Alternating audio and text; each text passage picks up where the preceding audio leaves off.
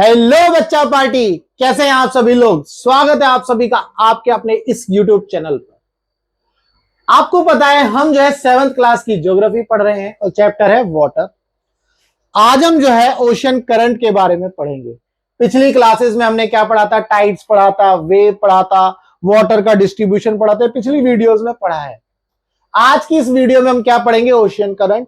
अब ओशियन के अंदर करंट आती है, ये कैसे पता भाई। ओशियन करंट का मतलब है ओशियन के जो वाटर है वो किस तरह से फ्लो करता है, that is the ocean current.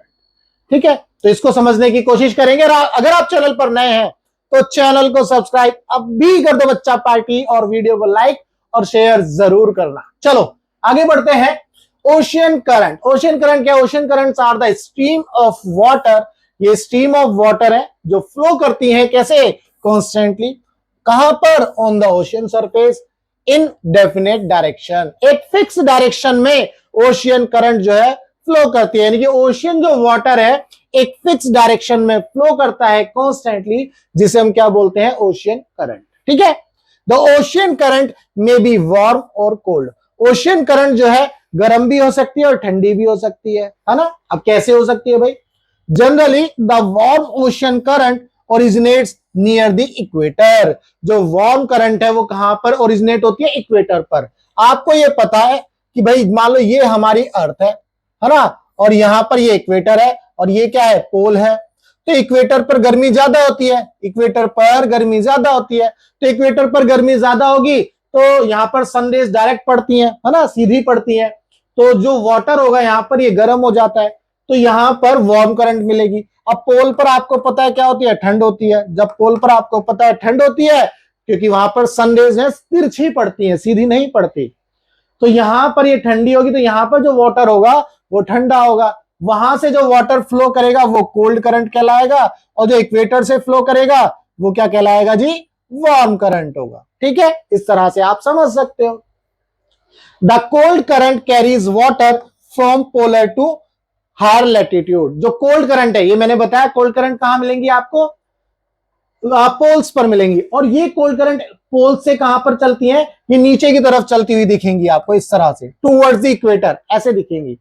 और जो वार्म करंट है वो इक्वेटर से पोल की तरफ जाती हुई दिखेंगी।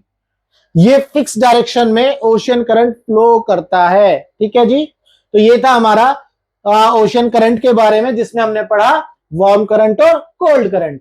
आगे बढ़ते हैं बच्चा party. The Labrador ocean current is cold current. ये ध्यान रखना है, ये एग्जांपल आपको याद रखना है। जो लेब्राडोर है वो कोल्ड करंट है, cold current Labrador. Gulf stream is a warm current, ये भी आपको याद रखना है। अभी मैप में मैं आपको दिखाने वाला हूं ये सारी स्ट्रीम कहां पर है, ये भी आपको दिखाऊंगा। The ocean current influences the temperature condition of the area. Ocean current जो है उस एरिया के टेम्परेचर की कंडीशन को भी बताता है। मान लो अगर जैसे मैं इक्वेटर की बात करूं, वहां पर जो समुद्र है, इक्वेटर के पास जो ओशन वाटर है, उसके पास का जो लैंड का, उसके पास जो लैंड का एरिया होगा वहां बहुत गर्मी मिलेगी। तो ओशन करंट गर्म है तो वहां का जो लैंड है वो भी गर्म होगा। तो यहां पर यही बात हो रही है, ocean current influences the temperature condition of that area. ठीक है जी। Warm current brings about more temperature. Warm current क्या करता है भाई, ज्यादा टेम्परेचर लेकर के आता है ओवर लैंड सरफेस। ये मैंने अभी आपको बताया, लैंड सरफेस पर क्या होगा, ज्यादा गर्मी होगी, है ना। The area where the warm current and cold current meet provide the best fishing ground of the world. ये आपको याद रखना है, ऐसा एरिया जहां पर वार्म करंट और कोल्ड करंट दोनों मीट करती हैं, तो वो जो जब वो मीट करेंगे दोनों, ठंडा पानी और गर्म पानी मिक्स करेगा, तो ये क्या होगा, एक अच्छा एनवायरनमेंट पैदा करेगा। किसके लिए, फिशिंग के लिए। ये आपको याद रखना है, फिशिंग के लिए एक अच्छा कॉम्बिनेशन बनेगा। ठीक है, जैसे seas around the Japan and the eastern coast of North America are such example. ये किसके, ये जो है आप देख सकते हो, जो सी है around the Japan and the eastern coast of North America are such example.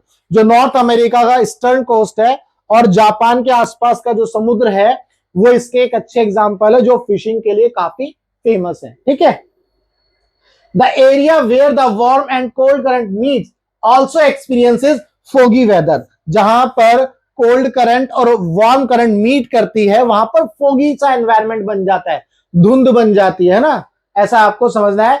It will make difficult for navigation, ये नेविगेशन में डिफिकल्टीज क्रिएट करता है। नेविगेशन मैंने आपको बताया था, जब शिप चलता है तो नेविगेट करता है किस डायरेक्शन में चलना है शिप, तो अगर धुंध हो जाएगा तो शिप की जो डायरेक्शन है वो पता नहीं चल पाएगी। ये कुछ इंपॉर्टेंट पॉइंट्स है बच्चा पार्टी जो आपको याद रखने हैं। इसके बाद आगे बात करते हैं। देखो यहां पर कुछ करंट्स हैं जो मैं आपको बताता हूं।